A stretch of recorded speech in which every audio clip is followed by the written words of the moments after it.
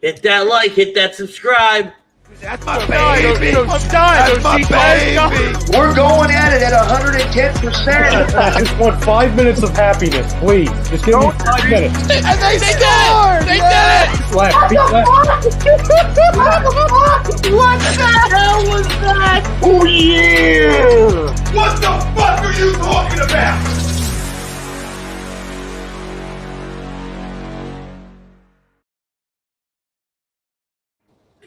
What is going on, everybody? It's another episode of In This Very Wing. We are here live every Saturday night from our own Real Talk studios. I'm your host, Ritz. I've got the mayor of Toasty Town, the one and only Butters. We're back, and as always, we are brought to you by our friends at Body Check Wellness. Use promo code AGD for 20% off all their products. They come in extracts, blends, gummies, and topicals. They use the full potential of hemp to promote wellness, balance, and recovery. Also, our doc, Dr. Paul Vidal at Specialized Physical Therapy. He's our doc, make him yours. 2 locations in Burlington and Cherry Hill, New Jersey. Also, guys, the Counseling Center and Sunrise Detox. If you ever need any help with mental health and addiction issues, give them a call at 856-651-8117. Butters! How are we doing today, buddy? Oh, I'm doing wonderful, baby. Wonderful, wonderful, wonderful. Awesome. I love hearing that. So I want to take a moment before we really dive into the topic of conversation today, our poll question, everything like that. I got to give a really big, huge shout out to my brother. Today, my brother Alex, he graduated. There it is. Somebody said it looks like a mug shot. I can't help but laugh. It really does. But he graduated from Gwen and Mercy University. He graduated with a Bachelor of Science in Early Education. He also graduated cum laude. So big shout out to the kid, Alex, the hitter, Ritter. I mean, he's had so many names over the years. I'm super proud of him. I'm so upset that I couldn't have been there today, but truly couldn't be more proud of him. So big shout out to the kid, Alex Ritter. Oh, man. Butters, let's get into it. Yo, yo, yo. Do a real big deep dive into everything. And our poll question, our topic of conversation today is brought to you by Alan Foy of eXp Realty. If you're looking to buy or sell a home, looking for a change in career brokerage, contact Alan Foy of eXp Realty today at 302-682-8820 or visit him at alan.foy@exprealty.com. Jimmy Uso will acknowledge Roman Reigns, agree or disagree. Let's bring everybody up to speed. Last night on Smackdown, Jimmy Uso made his long-awaited return. We saw the last time we saw him was in at Hell in a Cell at the end of the I Quit match between his brother Jay and his cousin Roman, where Roman locked in the guillotine. Jay said I quit, and now we're here, right? So it was the first time we saw Jimmy since then, and he didn't necessarily side with his brother and his cousin there. Nope. Right? He oops, get that out of here. He wasn't a big fan, I guess you could say. So I guess, Butters, the big question is, does he side? What do you think? Does he acknowledge? Yes or no? Well, no. I don't think he acknowledges Roman. I think this is leading to a split of Jay from Roman. I think he's going to be the voice of reason. I think he's going to be the voice that shows how much of a prick Roman really is, that it's only in it for himself. He's only in it. He's not truly going to be the head of the table, bringing the bread for the family, bringing it for the family. I think he's going to be the voice of reason that gets everybody to turn on Roman, that shows Roman's true colors, show where Roman really lies, that, Paul Heyman's not good for him, that Roman is just, he needs that ass whooping that, it's been close to being delivered time and time again, and it's just, how do you say it? Just, I don't think so. I got to say, disagree. He will not acknowledge Roman at all, and he's just going to keep defending his brother every time he gets, because that's his brother. Roman's just family, not brother. See,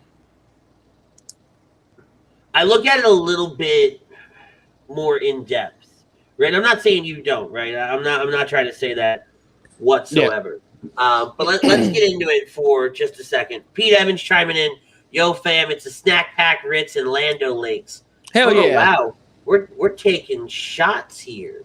I mean, that could be our tag team names, the Snack Pack. We're going to put a pin in that. I don't know how I feel about that just yet. But Pete Evans goes on to disagree with the poll, at least not right away. John wishing Alex a congratulations. Thank you, John. Frank does the same thing before he comes in with his stupid comments. Oh, and there's a few of them, so let's get into those. He goes, second, how do you guys feel about computerized floating fists? Like I got digitally fisted? Hold on. I have your answer right here. Oh, shots fired. 1 and 2.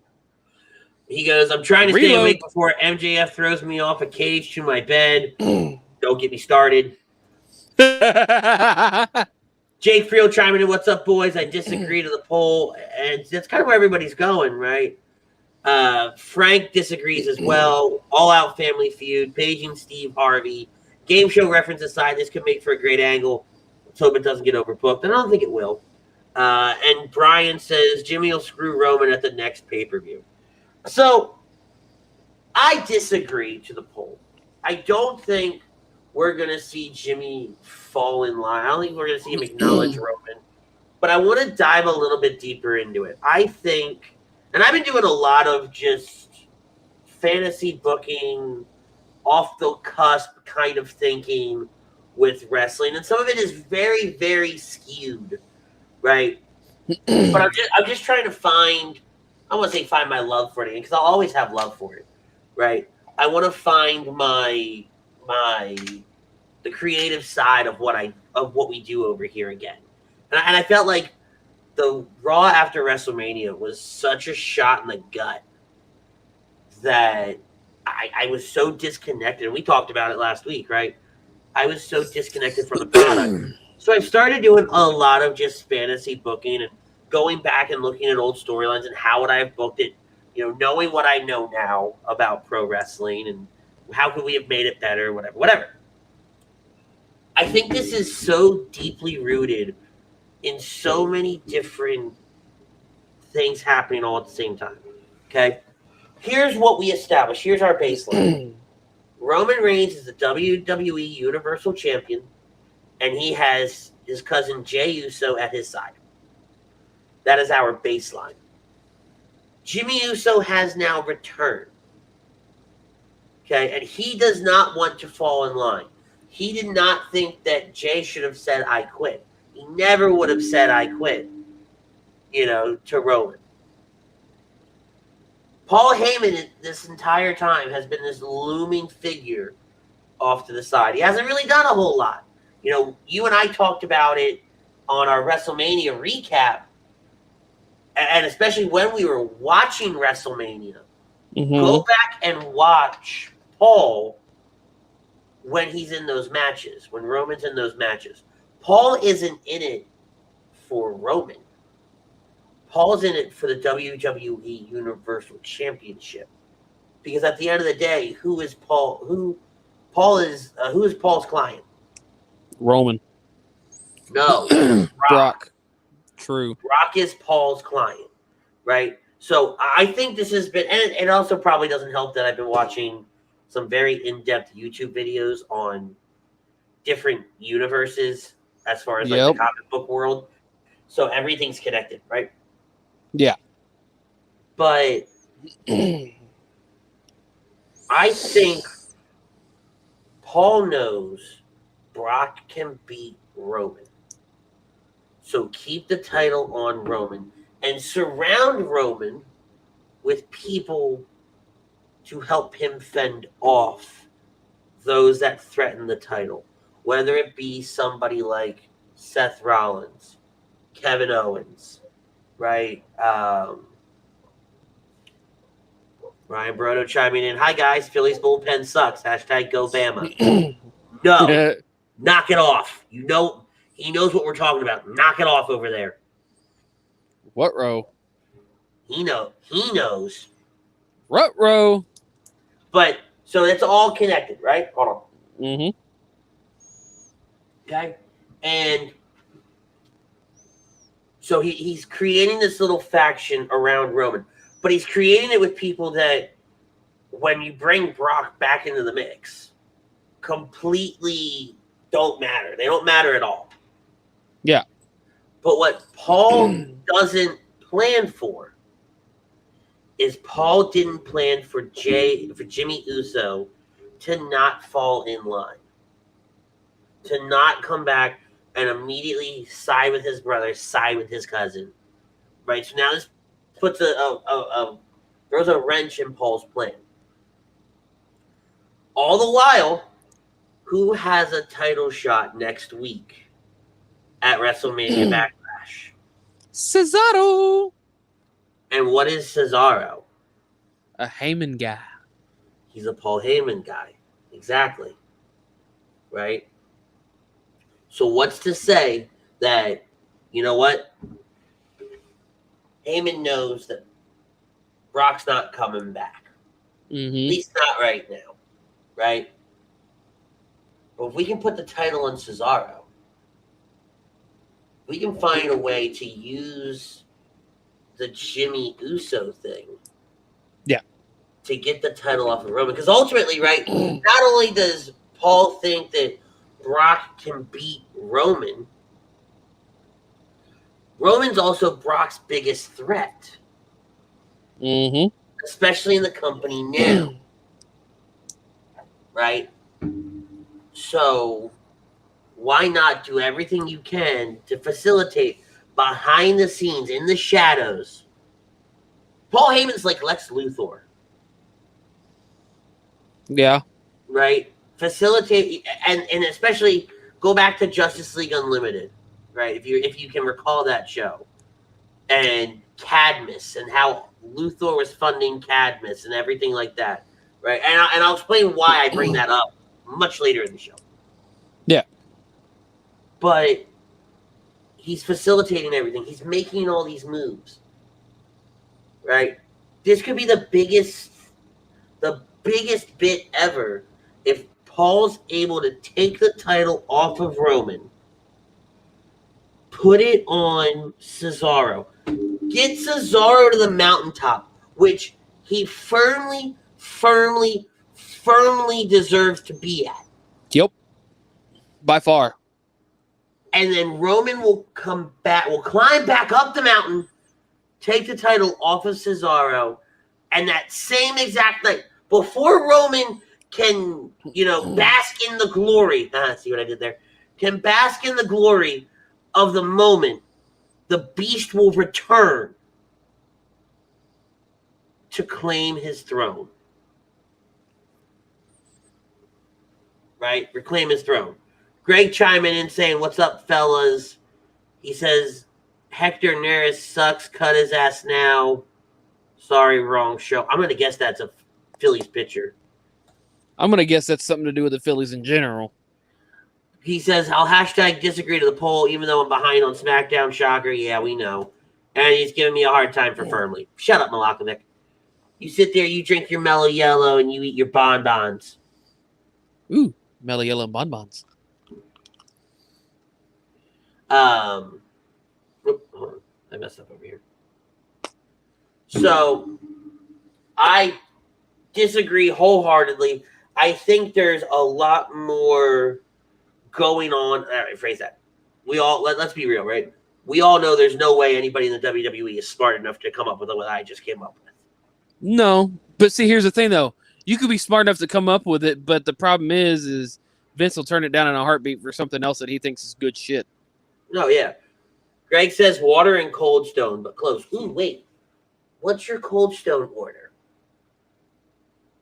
Right, everybody's got a go-to Cold Stone order. A what? Cold Stone Creamery, your ice cream place? I usually just go grab Bluebell from the store. You've never been to a Cold Stone Creamery? Let me look. Have you ever been to those places where they make the ice cream into liquid nitrogen? No. Oh, fam. My first job was at a Baskin Robbins, and within a month of me being there, it turned into a Cold Stone. So, like, this is my life. Not my life, but it's my first job. Fuck. Greg says peanut butter perfection. Good choice. I'm an Oreo overload kind of guy. I like a good Oreo overload. But one trick I found out. Here's something I love. I would always get a milkshake, and I use their sweet cream ice cream. But instead of them using the milk as the base, they have this mango puree thing. I'd get them to use that with the ice cream instead of the milk. Oh, I'm going to get one tomorrow. I've already made up my mind. It's happening. Take your mom and go get one. Oh, she doesn't. We're not seeing her. I'm not seeing her till 5. They were out there for Alex's graduation, so they land about noon. So I'll go get one. Go get my hair cut and have a friggin' ball tomorrow. That'll be that will be pure perfection. Okay, folks. He won't just walk out with a cone. He'll go bring his own, 5-gallon bucket and walk out with that. Oh, screw that! I'm getting the milkshake. 100%. I'm getting the milkshake. Okay, so a 5-gallon bucket milkshake. Got it. Go into an ice cream coma. I'm not trying to die. No, I said an ice cream coma. Because if you want to die, you just need a dump truck at that point. Greg says haircut. You can't really tell because the way I keep the lighting over here. But this stuff, like the stubble and whatnot, grows back pretty quickly. And so does like my face, my beard and whatnot. Let's be real, right? I go more to get this cleaned up, this gets shaped out. It just sucks. By the time we do the show on Saturday, I'm typically like in need of one, so you can't tell. But I get it trimmed up. I get it very well taken care of by my friends at Tune Up on Sawdust. I mean, hell, that's where they made this guy look like a human again. Yeah, no, I think when I get paid, I need to go do another round. Yeah, definitely. Because I'm getting wild out in here. Yeah, I mean, you're off for the next 2 weeks, so you might as well. Right. But vacation. It seems like you're always on vacation. You think about it, it does seem like it, but what? The last 3 months, I think you've had vacation every month. No, I just had days off. I haven't had full-blown vacation. You just took 2 weeks off no more than a month and a half ago. No, that was December. My last vacation was in March. I've taken days off since then. Whatever. I just work here. 2 weeks in December, a week in March. I've got 2 weeks now. That's all my vacation. And yet he still can't take the time off to come with me to Disney. I know. Hey. They made me put my vacation in January, okay? Some friend he is. A true friend would get the time off. If I'd have known, I probably would have, damn it. Likely story. But that's January. I had to put all my vacation in January. Yeah, shut your mouth. All right, let's dive right in. Okay. You want to die tonight, don't you? Bring it on, ho. All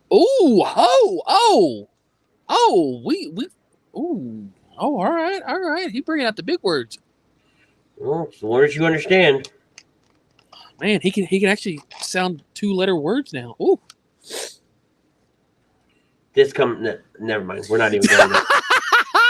I was gonna try to be nice. Yeah. We got Ralph chiming in saying, "My guys, what's up, Ralph?" What up, Ralphie? Rosca chiming in saying, "What's up, boys? What's going on, Rosca?" What's up? All right. Let's rip the Band-Aid off. Let's talk about Smackdown. It was what happened most recently. WWE, if you're listening, if you're out there, if any of you assholes are paying attention to us little people here at HD Radio, and which you can find us on Twitter, Facebook, Instagram, YouTube, SoundCloud, Apple Podcasts, Google Play, all that fun stuff. Don't you dare ever tell me that you're doing a throwback Smackdown and you give me the cheapest way out of a retro look. You decide that you're gonna do shitty early 2000 CGI bullshit for a throwback stage because we're too lazy to send the people in the truck to get the fist to bring it back to Florida and put it in the arena. The only thing throwback bastards. The only thing throwback about it was that they actually went and spent the time to do the intro right. I don't give a flying fuck. No, I'm just saying they did the nice little Ruthless Aggression era intro. Music and all. I like that. Michael Cole needed to not wear that outfit ever again, even though that was one of his originals. Also, yeah, can we talk about that? Who let him wear the jean jacket shirt? Props to the man. I gotta give him props though. He actually, decided that, to wear the jean jacket shirts once more. Props to him, but please, Michael Cole, don't ever do it again. You just look so weird now. It looked so bad, and then you had him in the jean jacket shirt looking thing, but then you had Pat McAfee in like the 1990s Raw blue suit with the old ass logo. I'm like, look, I get we're doing retro, but that logo wasn't even around by the time SmackDown was a thought. He was trying to be Vince McMahon, damn it. Fuck that. You didn't hear his little jokes talking about he gonna be a billionaire? Everybody's gonna be fired up. Oh, I heard it. I didn't think they were funny. No. I mean, he could have gone, dressed like Taz at least for a SmackDown throwback. Fuck. See, I don't love that. Brian Wilson chiming in, Wrestling Talk. What's up, guys? What's up, Mr. Wilson? Oh my God! I love that. And then they had, SmackDown moments aired between matches and stuff. Like, dude, that's not the throwback I want. All you're giving me is just old ass. Like, come on, don't do this to me. Give me old SmackDown interview style. Give me the fist. Give me the hell. You could have at least set up the old style arena, the first SmackDown arena, and I'd have been happy at that point. You had to go and cheese it up. And don't get me wrong, right? I would have thoroughly enjoyed all of that. I did really like the moment of Vince and Eddie in the lowrider. That was the last throwback moment they showed. That is one of my favorite moments. So I don't mind that, right? Some of the moments were good. You know, Edge and Hogan winning the titles, the tag titles. That was pretty cool. I actually remember when that happened. I remember it was 4th of July that year. And Edge had a match. He didn't have a partner. And Hogan's music hit. And it was the Real American. And the place goes bananas. And Edge looks like he's going to cry. They get down to the ring. They win the titles. Everybody goes ballistic. It was awesome. John Cena making his debut to wrestle Kurt Angle. That was cool too, right? That'd have been even crazier had he won his debut match. Oh, absolutely. Arnold Schwarzenegger bitch-slapping Triple H on the very first SmackDown, which we talked about last week, which was hysterical. Get out of here now! Boom! Right? And then obviously Eddie Guerrero giving McMahon a low ride, the ride in the lowrider. All great stuff, right? It was so funny. Vince not knowing what the hell to do. Oh yeah, it was awesome. Honestly, couldn't complain one bit about it. Hey man, I think one of the good things to come out of it was a nice Hall of Fame return in the opening segment of SmackDown. Hall of Fame return. Yes, one night only, baby. One night only, player. Holla, holla, holla. Oh, that wasn't in the opening segment. I thought that was the opening segment. No. After Cesaro came out there to interrupt Roman. Oh yeah, all right, yeah, that is all the same segment. No, you're right. All right, but let's dive right into it, right? So Paul Heyman grabs the mic, and per the instruction of Reigns, Heyman announces that they're going to do a 10-bell salute to honor Daniel Bryan's career. Because Daniel Bryan is a free agent. There's a lot of talk that he has, because he hasn't re-signed with the WWE. Correct. Nobody knows where he's going to go. And I read an article this morning that the 10-bell salute was not planned. They obviously got, Vince to agree to it, but nobody knew it was happening. Everybody loved it. Apparently people were cracking up backstage that it happened because Heyman goes, ding. I was going to say, that had me cracking up myself. Just Heyman doing the bells in general. People were wondering how that would have played out in a live crowd. Right? Like, when that's what you're thinking, that's awesome. I think he'd have been booed out the building at that point. Yeah. I think that's where you get some Vicky Guerrero level heat. Oh, 100%. And to his point, right? I don't think anybody. Yeah, Roman broke character and laughed. Well, yeah. I don't think anybody could have kept character with Paul Heyman doing a voice 10-bell salute. But it's almost like not breaking character because they're being dicks. Exactly. Right? Frank Vespi with Butters quoting Teddy Long. He's now subject to a match against The Undertaker, player. Hey, I'll take it. I bet you would. Wow. Just saying.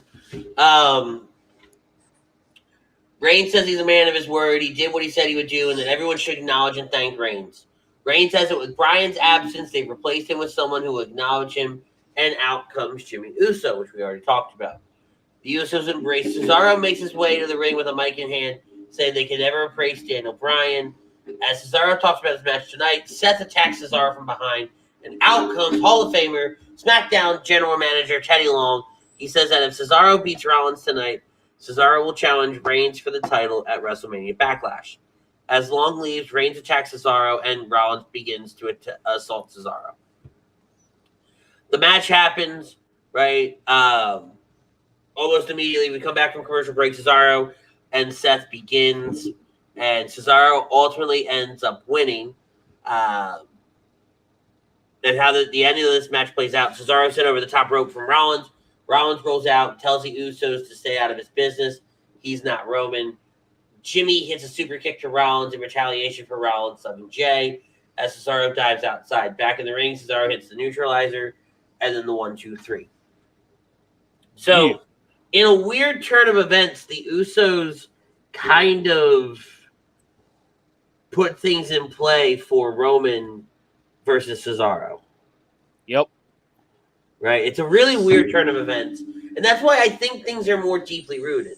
There's also talks of Rollins versus Cesaro. I mean, not Cesaro. Rollins versus Roman. Yeah, I've heard of that. Well, which I don't know how I would feel about that.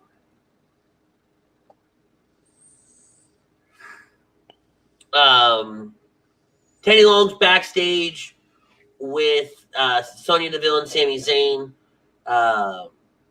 Brings up the conspiracy theories. Zayn requests that Long make a match for his Intercontinental Championship. Long says he'll have to go one-on-one with The Undertaker before saying that Zayn will actually be in a tag team match with Apollo Crews. Gotta love them Teddy Long tag team matches. So they dance to Teddy Long's theme, and it's going to be, and I can't believe this is a real match, and that's what I have a problem with. Sami Zayn, Chad Gable, Otis, King Corbin, and Apollo Crews, your Intercontinental Champion, against Kevin Owens, Shinsuke Nakamura, Big E, Montez Ford, and Angela Dawkins. Why, I don't know.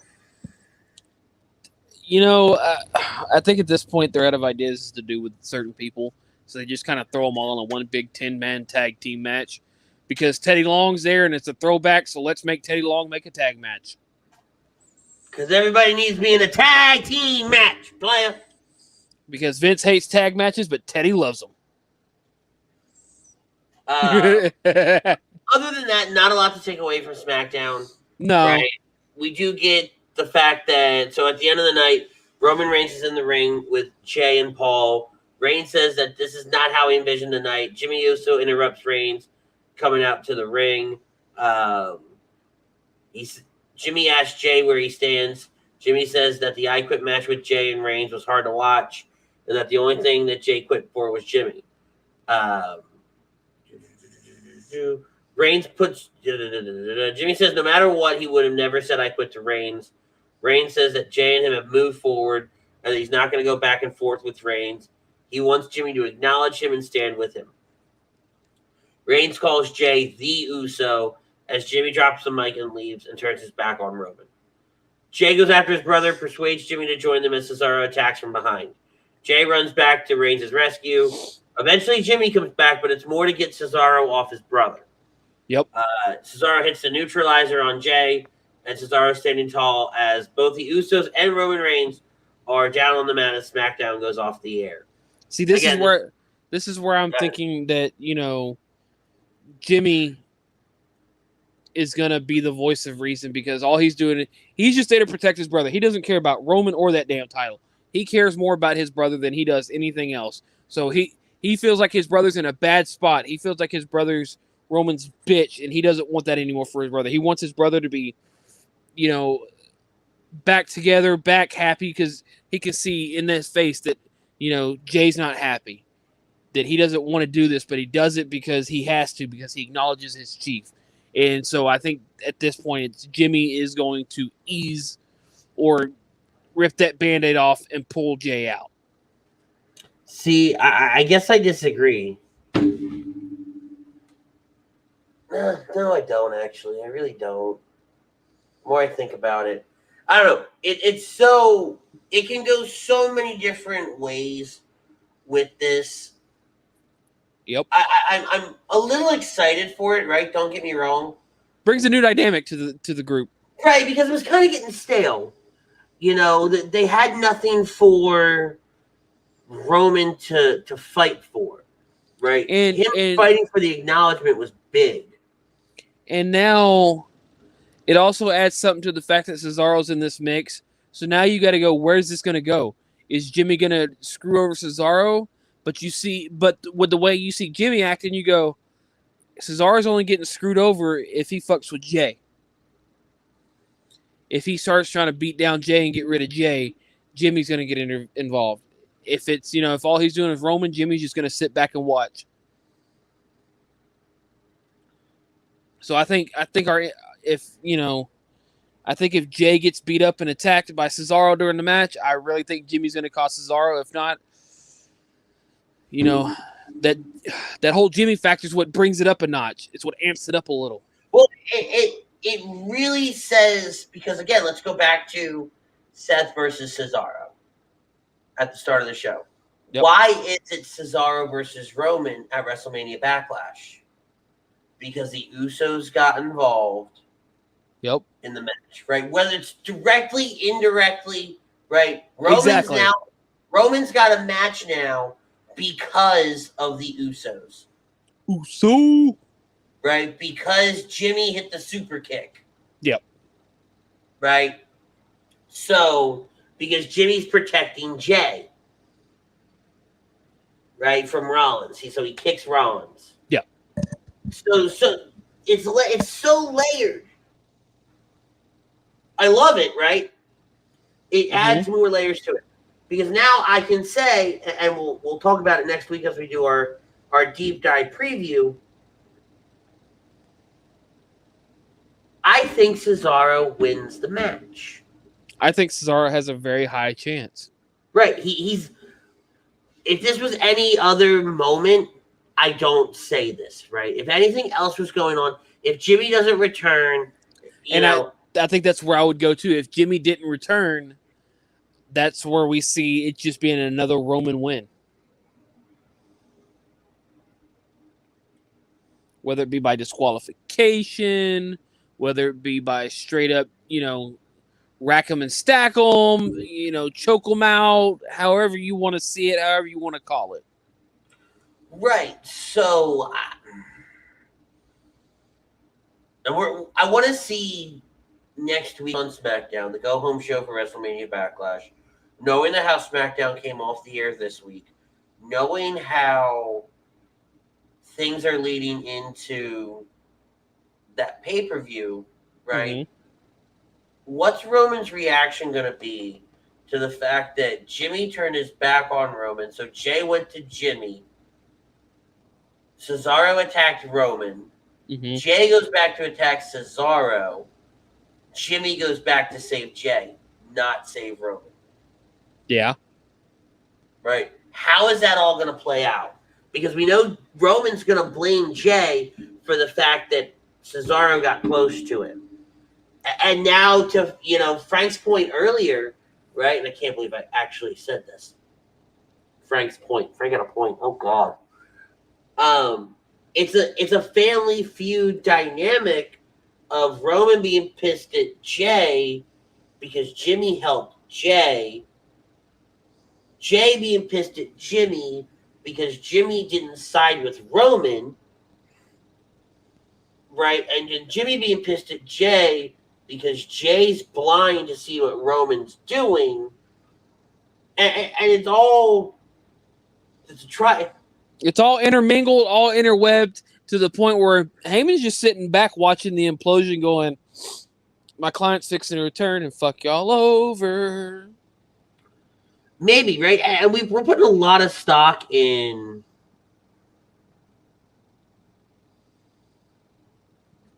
a lot of stock in Brock. We're putting a lot of stock in the Brock Lesnar, Paul Heyman dynamic. Oh, you mean like we were before WrestleMania that you didn't think was going to happen? Which it didn't fucking happen. It didn't, but still. But now you're bringing it up now. but look at why I'm bringing it up. I know. I just like to fuck with you. Well, no. If I didn't pick up on what I picked up at WrestleMania, and then went back and watched and watched Paul Heyman, like I watched more Paul Heyman because again we watched WrestleMania together, right? Mm-hmm. We knew how WrestleMania was going to play out. So I spent more time watching Paul Heyman than I did the rest of the match, than I did the actual wrestling in the ring. Yep. And it made me go back and watch Paul over the last few months. Right? So there's a web being woven here. Edie's got a comment. Let's bring it up here. I think there'll be some of the same storyline like Jimmy Uso before, but a little bit different. Jimmy won't acknowledge Roman first. Then Roman will piss. Fuck. I hope I'm getting this because it's not a coherent sentence. So here's what I'm reading. That's what I'm reading too, right? It's essentially a rinse and repeat of the Jay thing, and if that's the case, I don't want fucking any of it. Because what he's saying is basically Jay's gonna force Jimmy to acknowledge it, like you said, because it's Jay versus Jimmy, and if Jay wins, Jimmy has to acknowledge. Yeah, I don't want that. I want one to acknowledge, one not to acknowledge, and the one that's not acknowledging to, try to pull the other acknowledgement out.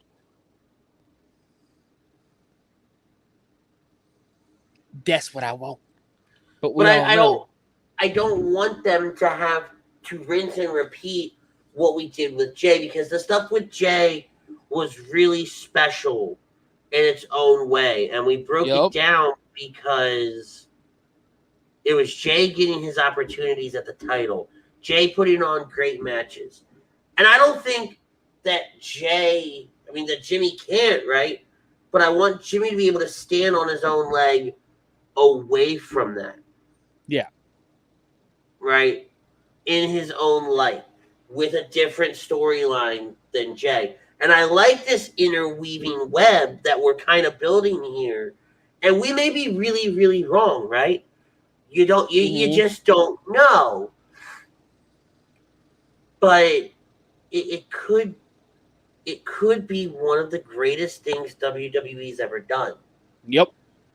If they plant all these different seeds and you look at how so many different things are connected, and that's what's making SmackDown such a better product to watch right now.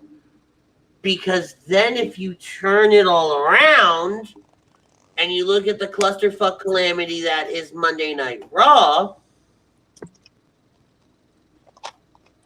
I don't know what's happening over here.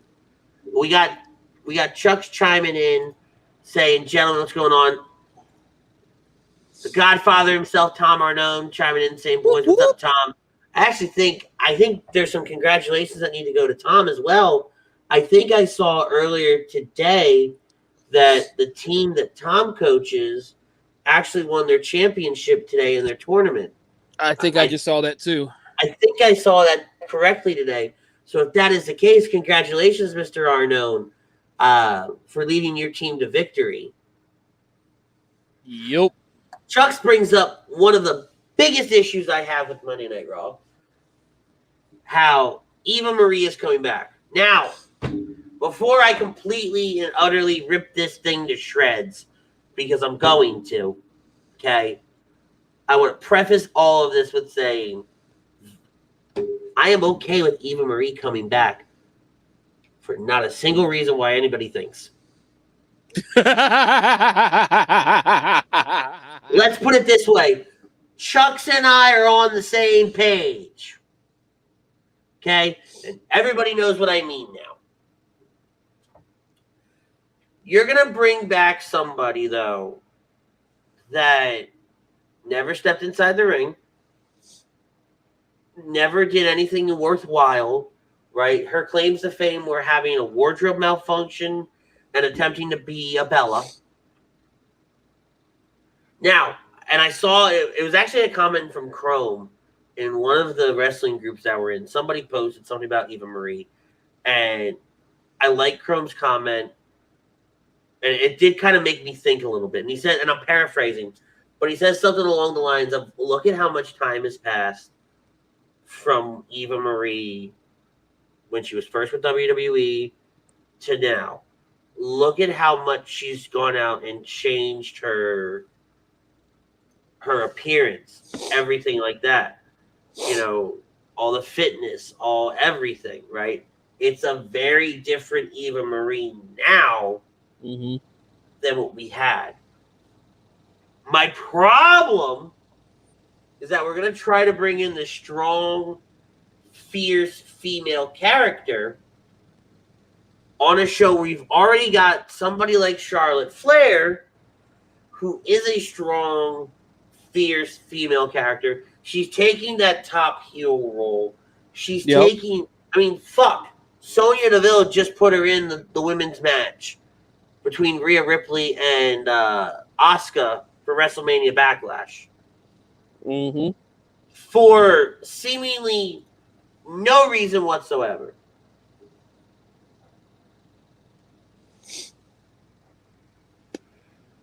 Right? And Charlotte's doing these things with Dana Brooke and Mandy Rose, and Sonya's involved. And it hurts the brain. Because you're bringing, and it doesn't hurt the brain because I don't like what they're doing. I can sit down and I can give you a backstory on all of it. I can build you something that kind of makes some aspect of sense.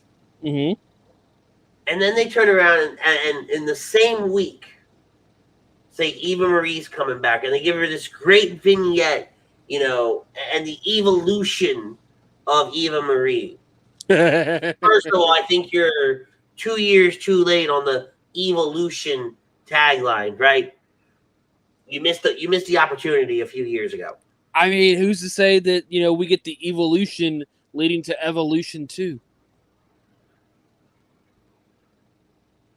Hey, evolution 2. Come on, they've been wanting it. If you're gonna build a pay-per-view around Eva Marie based on what I know, I haven't seen anything. I'm gonna give her credit. She'll probably screw us all over. But I am going to take every single Pikachu pop that you have behind you, and one by one, I will beat you with said pop. Hey, she could just be the host of it, okay? And then I will go to the wall on your what is that, your left? Yeah. And I will grab all of those pops, and one by one, I will play the Pokemon rap against your face with the pops. Okay? You will feel the evolutions of Eevee. You want to throw Baby Grogu in there? No. I'm going to keep this Pokemon because I really like the Pokemon rap joke. But no. You will catch them all. Whoa. No. But no, in all seriousness, I mean, who's to say because of evolution it doesn't lead to an evolution of pay-per-view again? She comes in, wants to shake up the women's division, wants to bring back the pay-per-view, wants to make it better, wants to make it, a thing again. She wants to make the Raw women's division a lot better.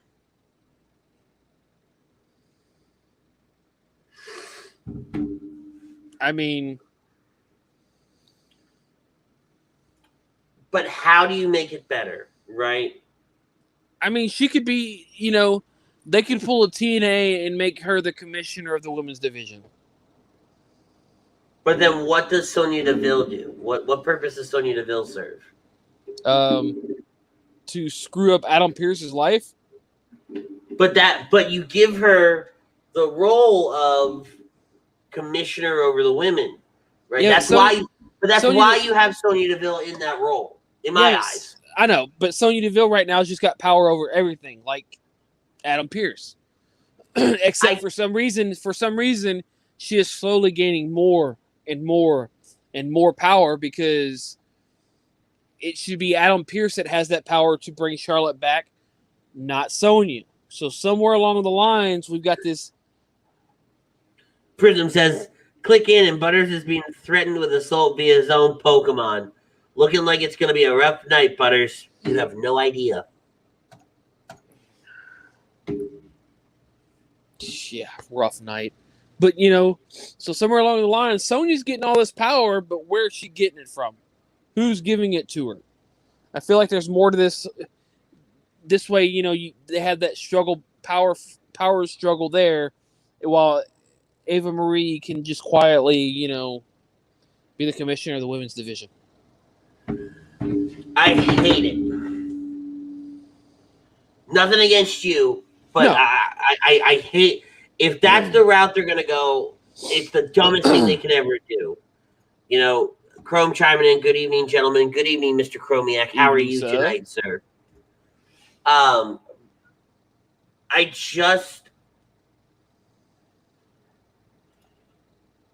Chrome says hashtag agree to the poll, and it's dumb.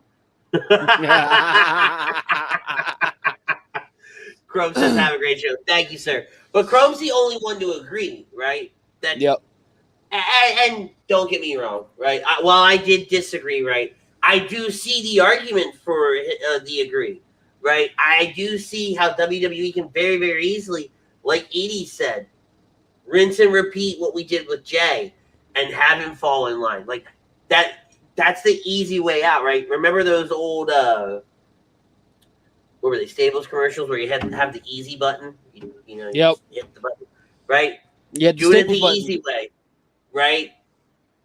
Rinse, repeat. We already have it on paper. Let's do it again, kind of thing. So that's what you're saying is Eva Marie's the easy way? Oh, no. I was talking about Jimmy Uso. Oh. But no, like, I have such an issue with Eva Marie, and it's nothing against Eva Marie. It's nothing against bringing her back, right? Like, we want to give her a second shot to live out her dream. Yep. Bring it on. I'm all for it, right? But doing what you're doing with Charlotte is bringing her back as this fierce kind of character. And it may not be what she ultimately ends up doing, right? They may kind of 180 her, right? Change it a little bit.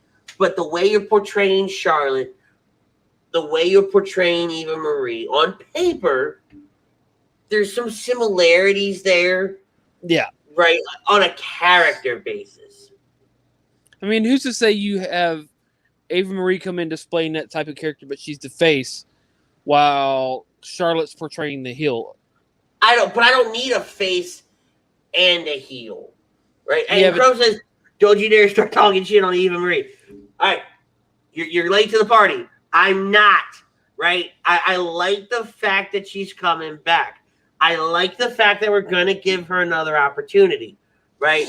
And again, this is all surface level stuff because we don't know enough about what character she's going to play coming back. Well, first right? we had I feel like this is Vince trying to give his idea a third shot because it failed twice already. You know, and again, creating a major buzz. Most women have been talking about it in a while. Again, you're not going to find me disagreeing with everything here. I feel like this is. I'm kind of taking like a devil's advocate role, I guess, more to create a conversation behind this, right? I wonder, is this Vince trying to finally get his character off that he wanted with Emma? Couldn't do it. Carmella couldn't really do it. Now we've got Eva coming back with the Evolution. It's Eva, first of all. Stop saying Eva. My biggest gripe with Eva Marie was her standing on the front of a Ferrari with heels. Bad boy.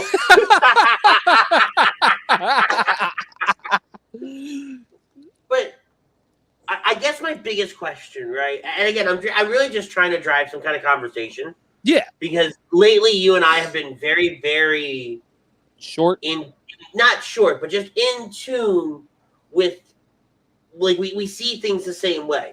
So taking a devil's advocate role here, is Raw the right place to put her, knowing the kind of character you have in Charlotte Flair, being this big over-the-top figure, having Sonya Deville and Charlotte doing that, whatever that is, right? Whereas, could you take her and put her on SmackDown, where your biggest problem is really Bayley for Bianca Belair? I really think SmackDown probably would have been the better choice for her because your roster's a little bit better for her on SmackDown to start out and then move her to Raw. But I also think they're shorter on women on Raw than they are on SmackDown. No, I agree, Chrome. Things need to change. This is why I look at life differently and I reevaluate everything every day now. Chrome says, Jesus, if you guys are in tune with each other, you may want to go get yourself checked out, Andy. # Team Ritz. No, and what I mean by that is it seems like a lot of time that we were going back and forth on things, we're agreeing too much. My mom chiming in, she's saying, I missed it. I was here at 10:34. Rewind it, go back, and watch the part in the beginning. So, for those of you wondering what that means, my brother graduated today. I did this nice little tribute to him in the beginning. Rewind it, watch it. I'm not doing it again. Okay? But, that being said, I could see Eva going to SmackDown. I kind of would almost want her to go to SmackDown. But again, we don't know. Honest to God, we don't know if she's coming back as a heel or a face. That's the key. Right, that promo, and that I like that about return promos, though. You don't know what they're going to do until they do it. You don't know what they're going to do until they do it. Personally, there's a small part of me that would have really, really liked her to just have shown up. Oh, just shown up, beat the shit out of somebody and walked away? Or right. Don't do the promo because we got a lot of that. Chrome, you're not listening. I know she's going to be on Raw. I know they didn't run her vignette on SmackDown. I'm saying I would have liked to see her go to SmackDown. But Ritz, my man, she's going to be on Raw, brother. She's going to be on Raw. They didn't show her vignette on SmackDown. Didn't you hear what Chrome said? Come on now. Get it right, son. Let the record show you're on your own when he comes back and firing at us. Right? Fire away, brother. Fire away. But Chrome says, congrats to your bro. Thank you, Chrome.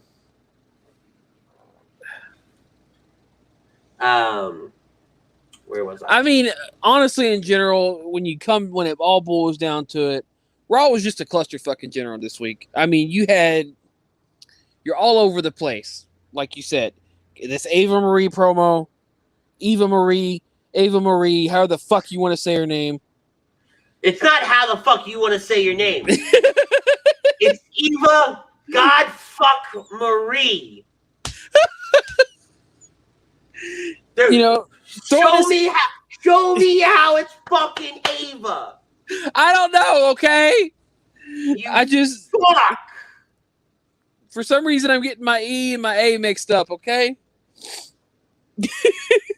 How? But still, Eva Marie, you know, this promo right where they put it after the women, it just I feel like SmackDown and NXT do a better job than Raw does here lately. Hell, NXT's been blowing both of them out of the water. Stop. First of all, here we go. There's literally an E in the beginning, you stupid fuck. Chrome says, Christ, Butters ruins a good thing yet again. I've butters it up. What can I say? Oh, come on!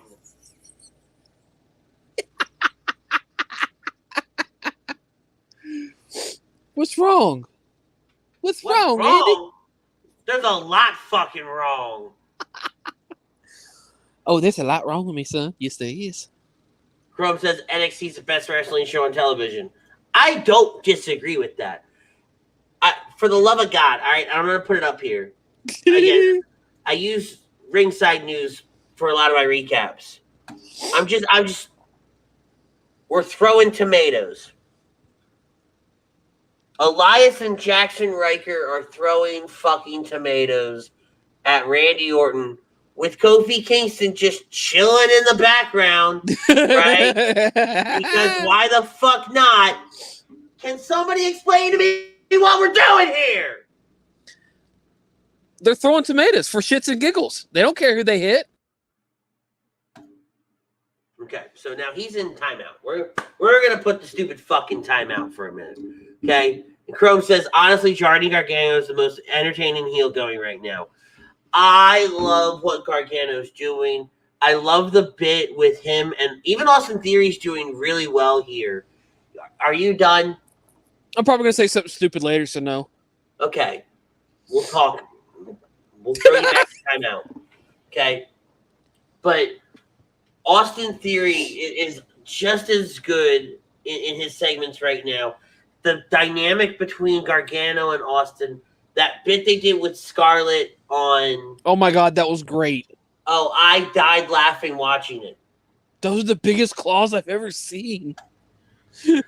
Crow says spot on. Theory as Gargano's protege is amazing. It is, because not to take away from Austin Theory, but he just kind of felt like he existed for a little bit, right?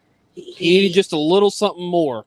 Right, and he needed that, be able to bounce off of Gargano, and Gargano to use him the way they're using him to really just kind of tie it all together, bring it all back, right? And I think it's so good what they're doing with him right now. And now that you've got Candice and Indi with the tag titles, you know, it brings their dynamic. Because, yes, the way functions as one unit. But you have the women who are very clearly off doing their thing. And you have the men very clearly off doing their thing. Yep. And there's nothing wrong with it. Weirdest thing I've seen in pro wrestling in a while. Dexter Lumis staring at the women in the locker room. What the actual fuck? I got nothing for you, dude. I mean, Dexter's really into his girl. Come on now. He's really into Indi Hartwell. Come on, man. But I'm gonna read it again for you. We'll put it back up here. I'm gonna read it again for you, and I really want you to rethink the words that come out of your mouth and try again. Chrome says, weirdest thing I've seen in pro wrestling in a while. Dexter Lumis staring at the women in the locker room. What in the actual fuck? Okay, so he's got a creeper gimmick. And that's okay to you? No, I'm just saying it. I mean, he's got a creeper gimmick. I mean, we've had worse. Chrome says nobody questions that it's a locker room setting. I'm not sure where he's going with that. Oh, I think it's because he's in the women's locker room. Well, the fact that he's in there is a problem. No, I think that's what he's getting at. I think it's because nobody's questioning the fact that you've got a guy in the women's locker room. Okay. I thought he was talking about something about us. Chrome says it's weird that it was written that way. It's weird that they just act as if it was normal and heartwarming. Agreed. It's fucking creepy. I mean, maybe they just think Loomis is not all there and they just give him the benefit of the doubt. What's going on in your head today? I don't know. I got the little wheel on one side turning, the other one's not turning as fast. So I mean, like, did the hamster just decide to go on vacation too? Like, it just checked. Like, it went downstairs to the lobby, checked out, had its mail forwarded for a little bit. It jumped on a plane and flew to your ass. Like, what's going on here? I'm just saying, man. You know, that or they just don't even know he's in the locker room. I'm sorry, Dexter Loomis is not somebody that you just kind of glance over. I don't know, man. They seem to be doing that quite a bit lately. Oh, I see what you did there. Well played. Who was it? Edie says Cameron Grimes and Ted DiBiase, money straight to the moon. I like these segments have been interesting. I like it, but what's the payoff? Right? Because we all know it's not going to be Cameron Grimes versus Ted DiBiase in a fucking match. $1 million title with Cameron Grimes, which I'm okay with. Right? That's what I'm thinking. Is maybe we're just getting a Cameron Grimes $1 million title type thing because now he's a man of $1 million. But would it really work in today's dynamic? Can the $1 million championship be pulled off? I think in NXT it can. Okay. I think with NXT it kind of gives you a little something extra. I know, we got the North American title, we got the, heavyweight and all that, but I feel like the dynamic of the $1 million championship can be done in NXT because it's a little smaller. You ain't got to worry about everything else. You could just have, Grimes do the $1 million man thing, keep going with it. At this point, like I said, the payoff could potentially be the $1 million title. It doesn't have to be. It could just be the payoff is he becomes a millionaire.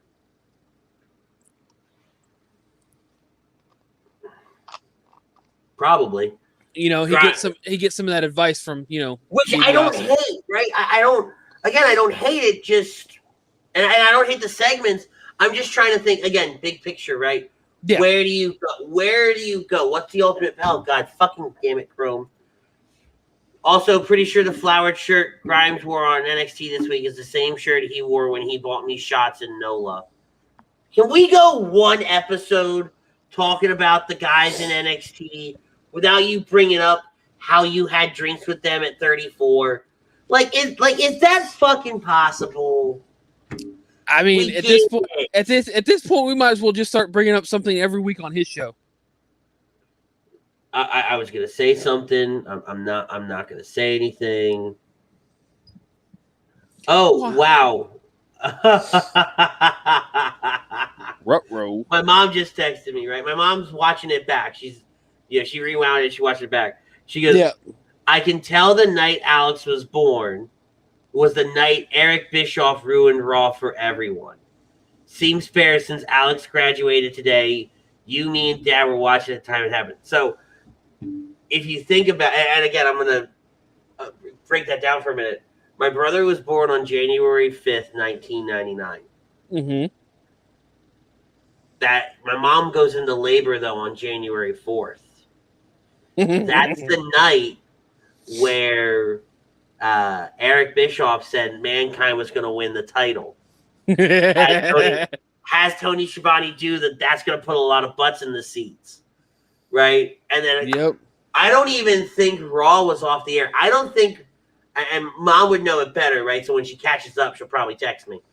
But I don't think that Mankind had won the title yet, and they were off to the hospital.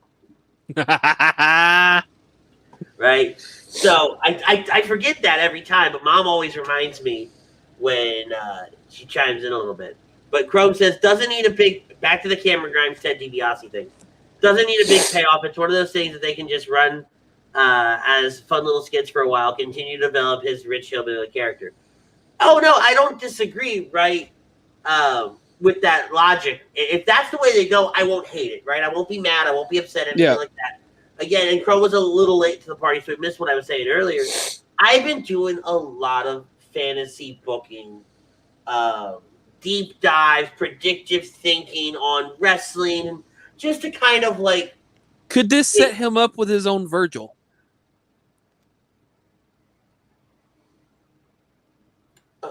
You can't just end the sentence there. No, I'm just throwing out that question to you. You know, could this end up with him having his own Virgil, his own, you know, DiBiase, telling him he needs a little somebody with him to help him. You know, he needs his own. He though? He doesn't. But to Crow's point, and don't get me wrong, right? Again, that's something that did cross my mind, right? But then immediately, as soon as you say it, you go, "But does he?" And the answer is no. If they do these skits right, Ted DiBiase is that. He is that person to come in and take where Cameron's at right now, because he's doing great with it, right? And move him here, right? It's almost like running through the richest men in WWE.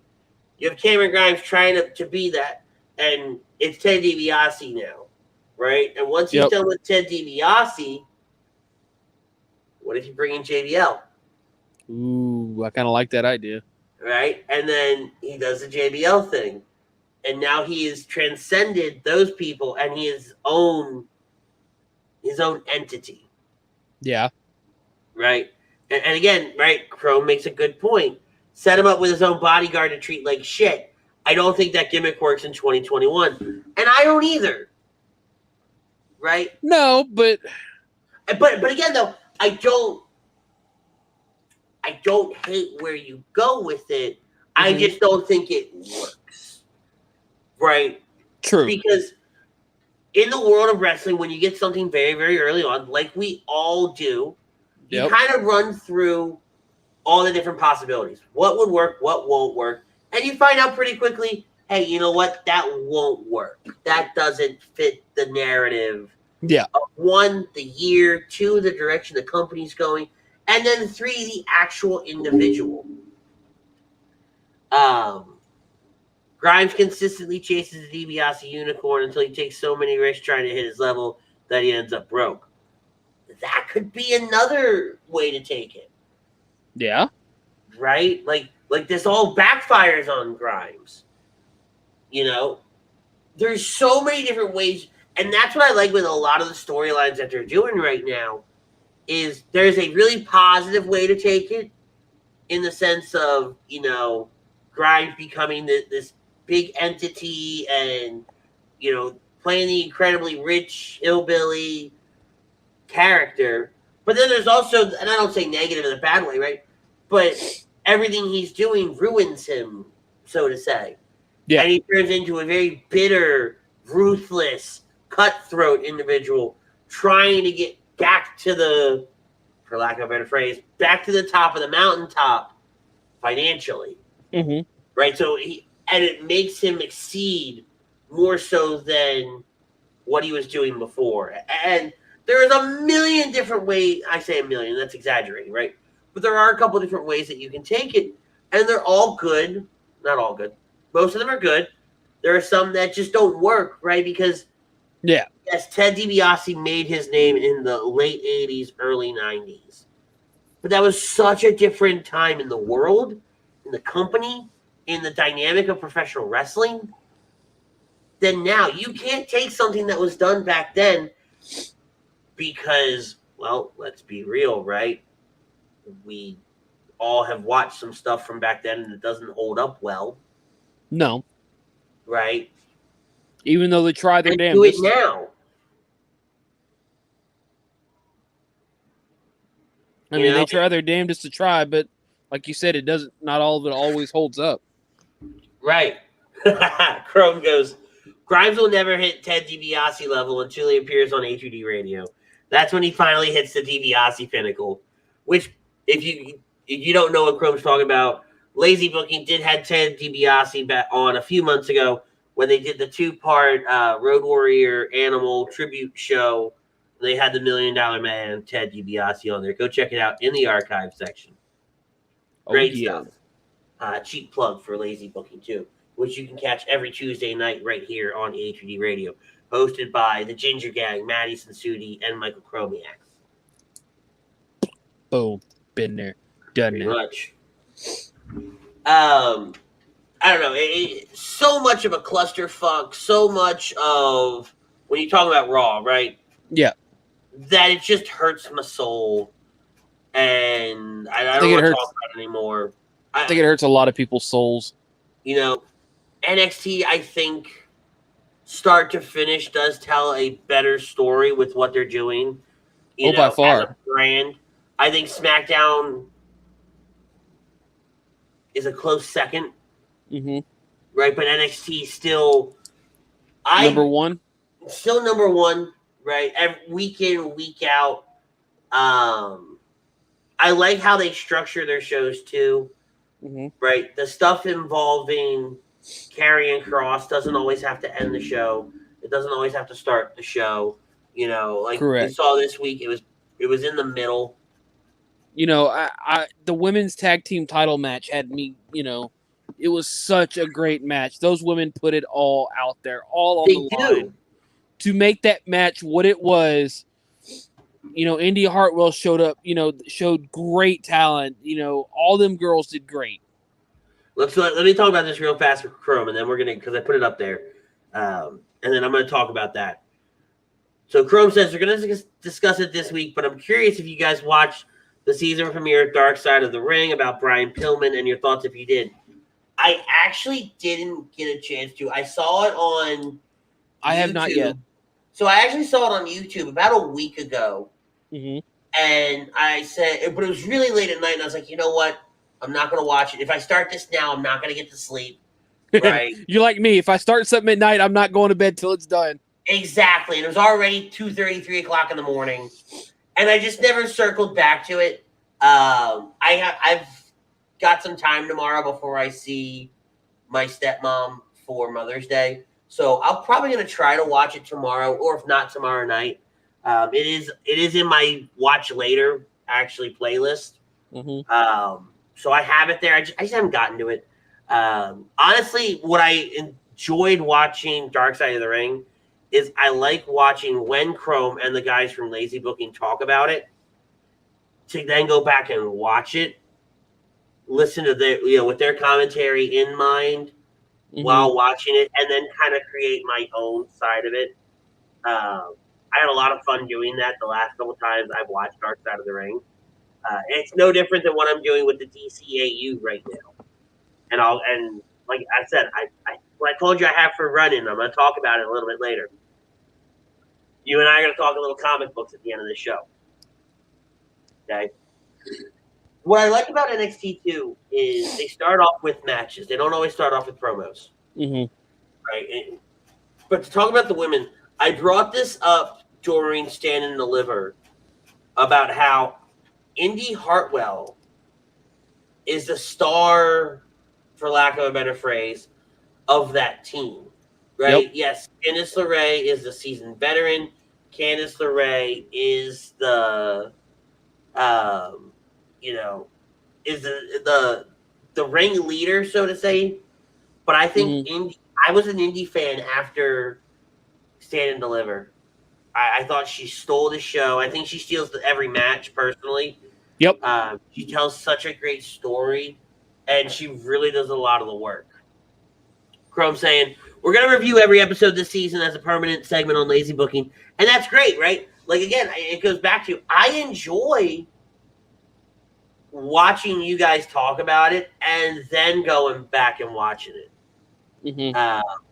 I'll tell you what, guys, the women tore the house down on NXT. I'm so impressed with the women's division in NXT. Agreed. Again, start to finish, top to bottom, everybody in NXT is really hitting it on every cylinder. And we always talk about it, that NXT always does a better show. It always does, whether it was takeovers or their weekly televisions or whatever. Mm-hmm. But for a while there, I was kind of thinking things were leveling out a little bit. Because NXT always does go through that little transition period where you see like the changing of the guard, so to say, when it comes to the title pictures and storylines ending and new storylines beginning. And they always go through those couple of weeks where there's a little bit of a lull. They're not bad, right? They're not like Raw bad or SmackDown bad when those shows are bad. But they're just there, right? It's wrestling. Yeah. Right?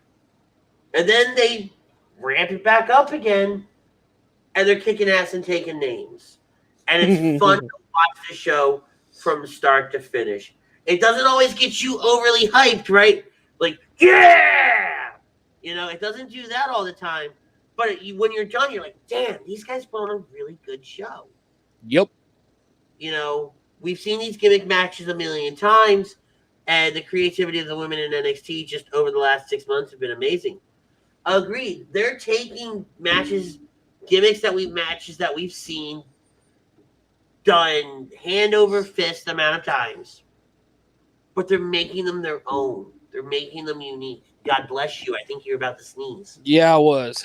The allergies been killing me this past month. And that's what I really liked about NXT. And I find myself enjoying NXT more week to week. Like, I used to catch up on NXT later. I still liked it. I still loved it. But I put my focus on Raw and SmackDown, right? That's what I wanted to watch. You know, I would watch NXT more of a broken up segment throughout my week, once they would air. But I find myself now sitting down and wanting to watch, and I don't get to do it, right? Because my schedule blows. But, like, that's what I want to get home and watch. Like, I want to get home, I want to sit down, I want to watch NXT.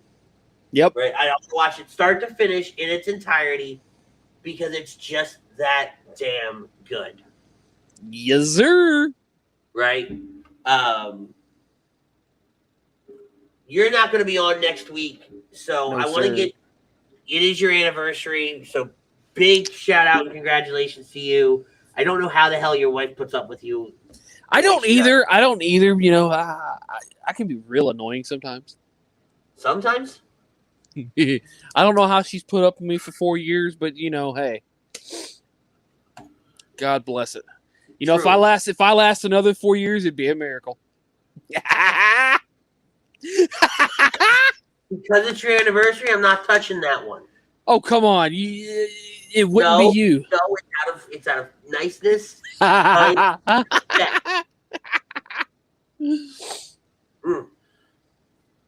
You got the guys chiming in, wishing you a happy anniversary with Prism and Chrome. Thank you. Just real quick, right? Yeah. Quick thoughts from you. I'm not going to weigh in it whatsoever. And it's going to be rapid fire. WrestleMania Backlash has 5 matches on the card right now. Who's winning the triple threat match? Which one? Bobby, Braun, Drew. I think Bobby's coming out of this one. Okay. Bianca versus Bayley for the women's title. Bianca. Rhea, Asuka, Charlotte for the Raw women's title. Rhea. Ziggler and Rude versus the Mysterios. Reigns versus Cesaro. I'm just going with the underdog. Okay. Chrome's chiming in with you, right? He goes Lashley, Bianca, Rhea, the Mysterios, and Reigns. So you guys really only disagree on Roman Reigns, Cesaro. There is one thing that pisses me off about WrestleMania Backlash. That's called WrestleMania Backlash? Well, not just that. Okay, now 2 things now. Thank you. Thank you for bringing that ugly ass shit up. You're welcome. But next Friday night on SmackDown, we had the women's tag team titles defended against Natty and Tamina. Why couldn't we get that on WrestleMania Backlash? Why do we got to do that on the SmackDown Go Home show? No. I'm okay with it on the SmackDown Go Home show. You want to know why? Why? There's a good chance I won't see it. Because I thought it was shit. I thought it was shit at WrestleMania. It's going to be shit again on Friday. It's not the point? No, I get it, right? It's not the point, but fuck your point. Okay? But it shows how much they really don't give a shit about these women's tag team titles. Chrome, this pay-per-view always sucks. It's always a rematch pay-per-view for Mania and nothing ever changes. Edie saying Sheamus versus Carrillo and a fatal 4-way IC title match will be added. You know what? That's another thing. You know what? I'm glad you brought that up because oh dear. Fuck whose ever idea was to have Mansoor lose his first match via disqualification that he had nothing to do with. Oh no, they really hate Mansoor, and let me show you. He was on a 50-win streak. They said something in an article like the day before. You know, I read Reddit a lot. One of the Reddit threads, somebody goes, "Give it time, he'll be fed to Sheamus or Bobby Lashley." And what the fuck happens the next night on Raw? He gets fed to Sheamus only for him to lose because Carrillo attacked Sheamus. And as we all know, Sheamus wins by DQ, and that's considered a loss for Mansoor. Get the fuck out of here with that shit. WWE really like this. I'm sorry, this is horrible. It really is. Like, is his eyes bugged out for real, or is that like a fan edit? His eyes are bugged out for real. Oh my god! Like, whose dumbass idea was this anyway? Like, I get it. You could have had him at least win his debut match. You know, number 50. I think it would have been number 50 or 51, whatever. And then the next week lose. I get it. You should. You know, it's like I don't know, man. Chrome says the only reason Mysterios will win is because we didn't see it Mania. They're really blowing themselves over the first father-son tag team championship. Yep. That's kind of what's got me. Technically, he was not pinned or submitted. Doesn't matter. But that's what they're going to turn around and say now. I was going to say, yeah, but, you know, they've even, I think the commentator said it. I think it's been said elsewhere. It's not the point. No, he doesn't. Not by WWE rules. Win by DQ or, you know, a DQ is still considered a loss. Bet you somewhere on WWE's page, they will say it right there. But a loss by DQ is still a loss. Doesn't matter how he lost it. Doesn't matter how he got DQ'd. He still got disqualified. Sheamus wins by disqualification. Dumbest shit I've ever seen. You done? Yes, I am done. I will quietly and calmly walk off my soapbox now. Good. All right. Yeah, get over it. DQ is the go-to to lose and protect someone, Butters. Again, I get that, yes, but I'm done. You're done. Be done. All right. So let's get off a little wrestling, right? For a minute, let's kind of transition into our run-in segment. Only because I've got nothing else for this week in wrestling. It just kind of like I think we touched on all the major points. Yep. So I found this guy on YouTube through my late night deep dives because I'm just an insomniac. And I found this guy that he's going through and he is doing reviews on the DC animated universe. Oh, you know what? Though? Hold on. Chrome does bring up Blood and Guts. Haven't watched it yet. I've only seen one little clip, and that was right there near the end. I saw MJF throw Jericho off the cell. That was the clip I seen. It was real cheesy. But in AEW fashion, some of these big spots are cheesy. right? Go back to the ring exploding at the end of the last pay-per-view. I get it. They're trying to protect Jericho, throwing him off the thing, but it was so obvious that it wasn't metal. I don't do the spot if you're not gonna do it right. Don't do the spot. You could have at least made it wood, right? Or some sort of breakaway. Yeah, exactly. That's exactly. You could have made it look a little more realistic than what they did. Right, like it eats away at me, and that goes like again. NXT is the best pro wrestling program on right now, right? Boom. And AEW continuously making these type of booking decisions, and that's what I'll call them to be nice. Really makes me not want to turn their product on. Like, is Vince quietly calling Cody, going, "Hey, do this. Hey, do this." Like I saw Cody's return last week, and I hated it. You never should have saw Cody in the doorway. The announcers killed it.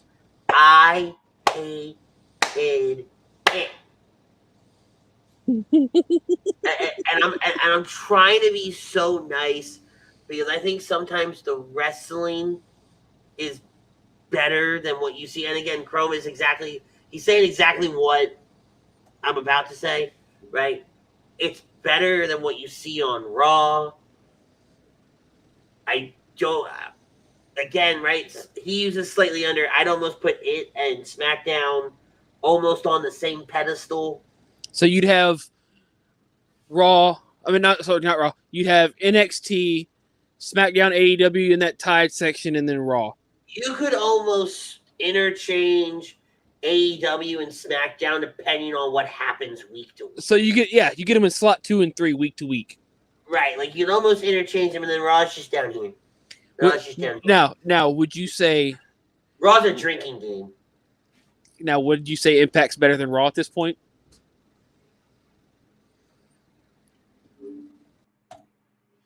That's what I say about that. I'm not bringing up Impact, okay? I'm not. That wasn't what I was trying to do. I wasn't really trying to bring it up per se. I was trying to get at my point being, has Raw dipped down so bad that it's worse? Only because I don't have a God-blessed clue what's happening on Impact, and I don't really care. Okay. I'm going to say no. Okay. That's all I need to know. Eagles fan chiming in saying, hey, y'all. What's up? The point of Throwback SmackDown? It was pointless. I don't know. Is WWE being pointless in itself? Chrome watches Impact, right? So he's saying it's a lot better than Raw. I don't watch Impact. I have no idea what's happening over there. So your guess is as good as mine. So we'll go with Chrome saying a lot of wrestling's better than Raw. Apparently, if Impact's better than Raw. Which isn't it? It's a very good possibility, right? Yeah. No. I was just trying to, ask the question: how bad has Raw dipped down in terms of quality compared to other wrestlers? Riker and Elias throwing tomatoes backstage and hitting Randy Orton. Do I really need to go on? No. Okay. Just more arcade bro. Shut up. But so anyway, this guy is breaking down the DC animated universe. Mm-hmm. And I stumbled on his review of Justice League Season 1. Mm-hmm. And that's what's kind of prompted me to watch some more of his stuff. And Chrome loved this week's SmackDown, though. He loved the presentation of SmackDown this week, the retro commercials, the graphics, the old school interviews, like the 5-man tag teams cutting those promos together. It was very reminiscent. Oh, all of that was great. I just thought some of the delivery sucked. Like a giant fist, that we got invisibly fisted with. Oh. Okay, Chrome didn't say Impact was better than Raw. He said AEW was. Sorry, we were talking about Impact when this comment came up, Chrome. So I thought that's what it was in relation to. Gotcha. My bad, buddy. they're shitting on retro SmackDown. I don't think they understood what it was supposed to be.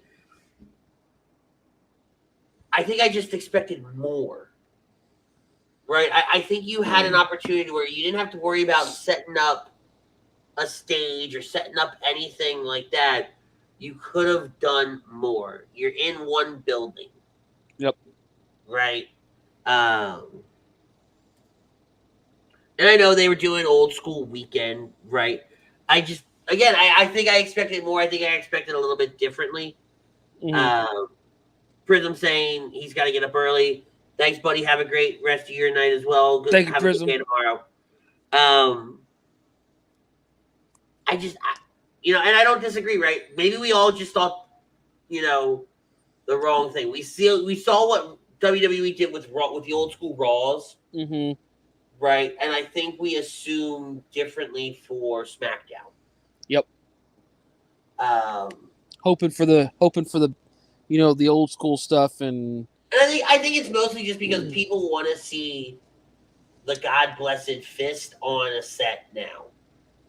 People want to see nostalgia. I think that's what it is to them at this point. It's nostalgia. In general, people were bitching it wasn't old school SmackDown based. It wasn't supposed to be. It was old school WWE as a whole, not singularly SmackDown. And Chrome, I don't disagree with you, right? As you bring it up, I see your point, right? And I think that's where I fall, right? And I won't shy away from that fact. I think I expected more of an old school SmackDown. Same here, because that's the way I felt like it was being presented as.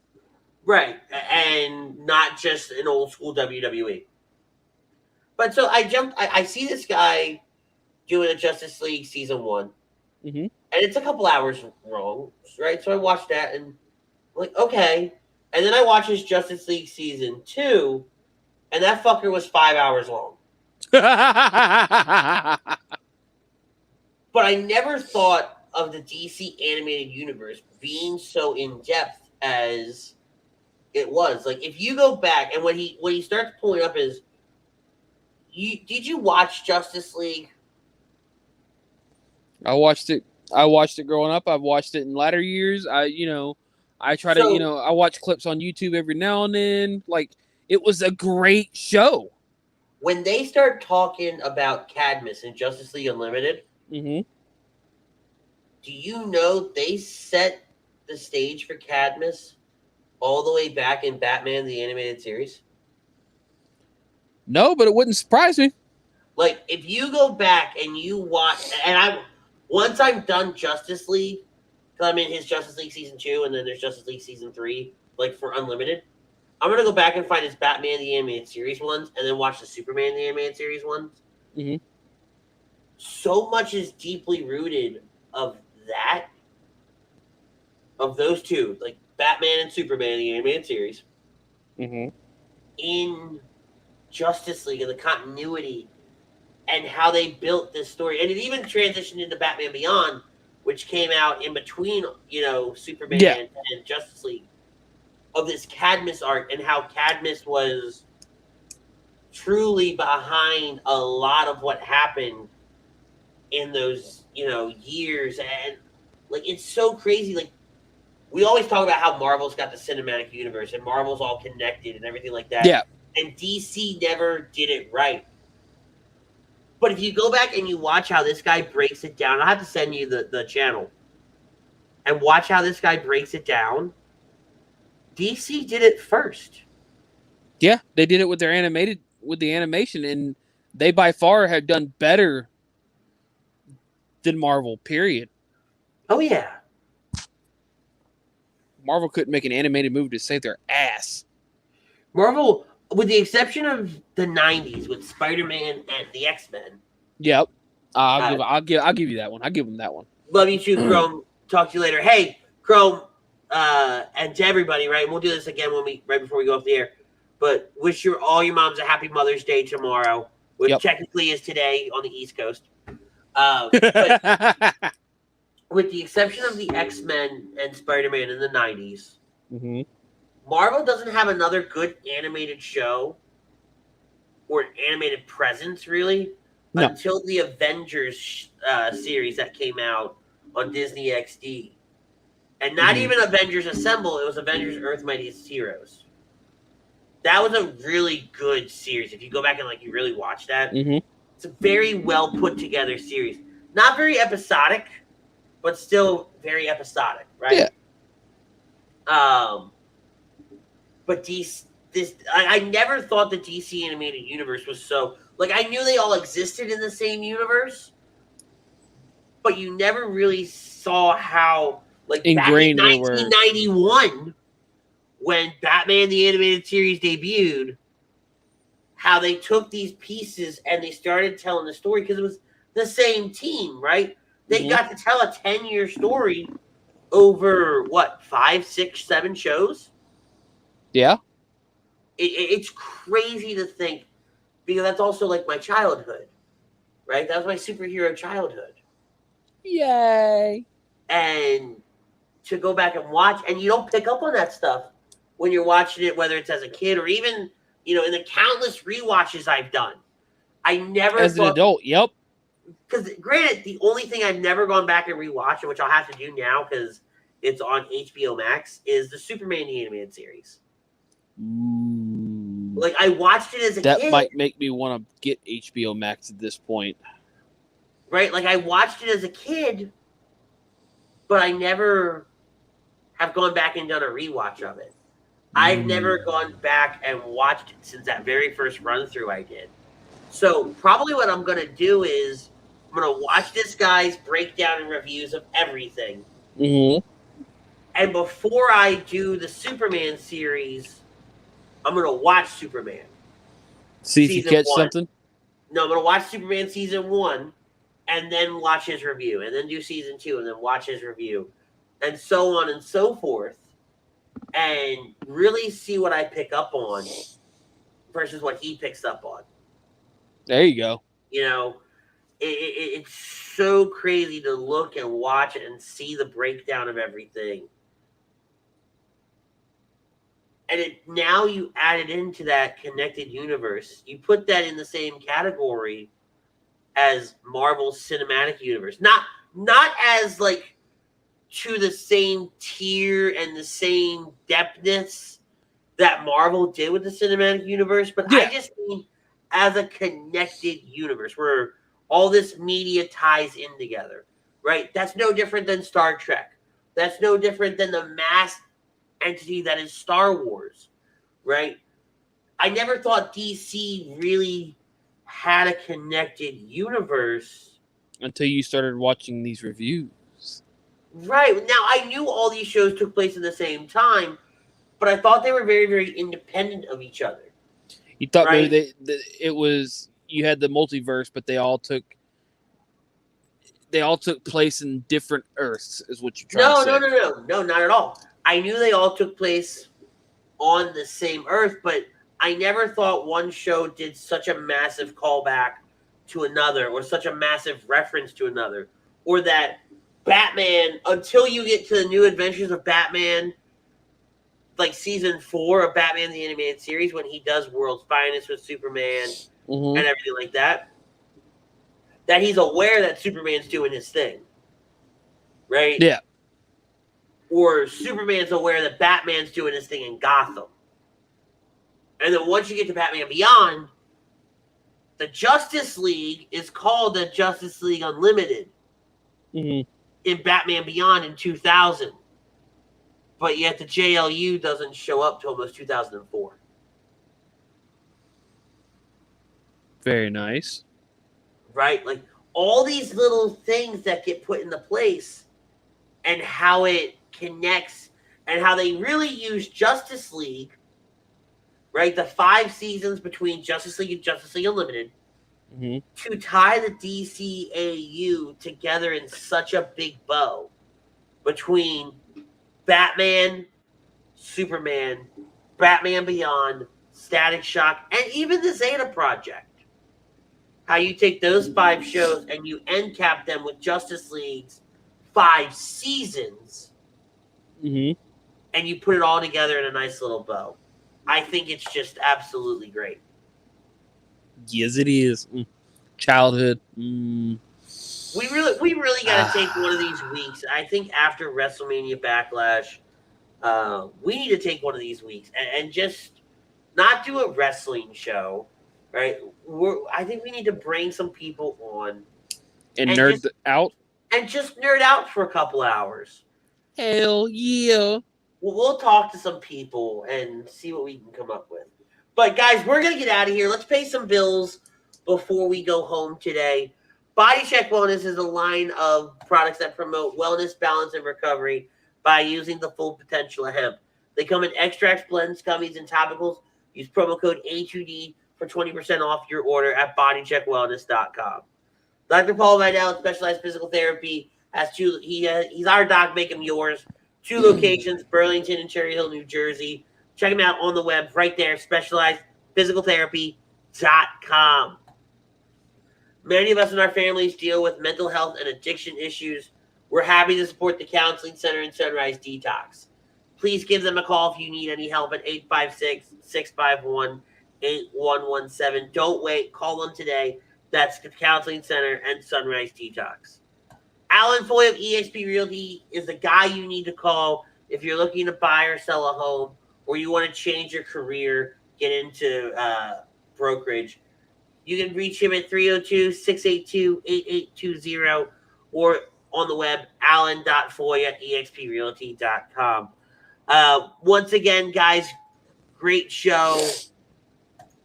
Brodo officially challenged the Phillies bullpen to a Hell in a Cell match. Are they that bad, Brodo? I'm afraid to ask what's happening over there. I'm really scared. I don't want to check my phone either. They could bring the baseball bats. And a first blood match. I don't think that'd be hard to do. Something bad has happened. Yeah, I'm not. Something as bad has happened with the Phillies. Yeah, because now he wants me to. Oh dear Jesus! Prison. All right. So first blood match inside of a hell inside of the Punjabi prison. Don't give him any ideas. The first to escape with blood. Either way, once again, guys, huge shout out to Alex, my brother, for graduating. Congratulations! Woo, You missed it. He graduated cum laude from Gwen Mercer University with a Bachelor of Science in Early Education. Some school district is going to let him teach children. Oh Lord. May God have mercy on your children. We love everybody here at HD Radio. We love our fam. Hey, he does play baseball. So actually, I don't know where I saw it, but I gotta give him another shout out. Right, he got honored at senior night last night, and actually made a save for the team. I don't remember which one of his social medias it was posted on or whatever, and it looked like he was pitching. So, he might be able to go in there and fix the Phillies bullpen. But I digress, right? I love everybody here at HD Radio. Big, huge shout out to all our shows every single night, every single week here on the channel. Make sure you check out the flagship show tomorrow. Well, I think they're doing a show. I don't know if they are. I haven't heard anything yet. But assuming for a second that they do a show, tomorrow is Agree to Disagree. If not, check out Monday Morning Quarterback with Brian and Tom on Monday as they kick off our week here at HD Radio. We wish all the moms all around the world, your mom, my mom, the fam in the chat, y'all's moms, a very, very happy Mother's Day. Happy Mother's Day. We hope everybody enjoys it. Butters, I wish you a happy anniversary. I will see you in 2 weeks' time, my brother. Yes, sir. Enjoy the hell out of that. I'll be back next week. I don't know with who yet. We'll find out. I don't even know. But we'll be back next week to preview WrestleMania Backlash. But until then, tell somebody you love them. We'll catch you on the flip side. We out. Peace.